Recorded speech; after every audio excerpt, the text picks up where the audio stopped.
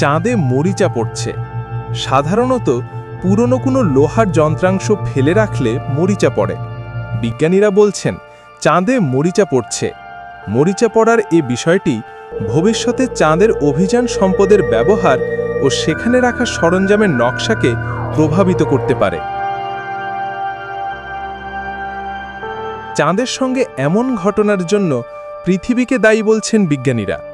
গবেষকেরা চাঁদের পৃষ্ঠসহ মেরুতে হেমাটাইট নামক এক ধরনের আয়রন অক্সাইড পেয়েছেন। একে সাধারণ ভাষায় মরিচা বলা হয়। বিজ্ঞানীরা চাঁদে মরিচা পড়তে দেখে বিস্মিত হয়েছেন। এই প্রক্রিয়ার জন্য সাধারণত অক্সিজেন ও পানির প্রয়োজন হয়, অথচ চন্দ্রপৃষ্ঠে পানি ও অক্সিজেন অত্যন্ত বিরল। জিওফিজিক্যাল রিসার্চ লেটার্সে এ বিষয়ে বিভিন্ন তথ্য প্রকাশিত হয়েছে।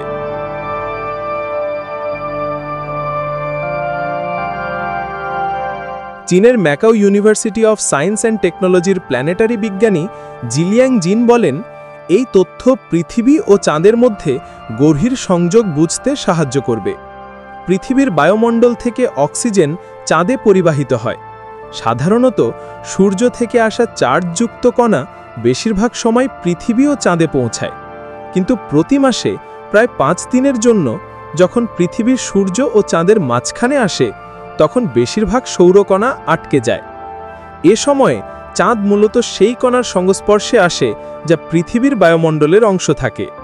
এই প্রক্রিয়াকে বিজ্ঞানীরা আর্থ উইন্ড বা পৃথিবীর বায়ু বলেন।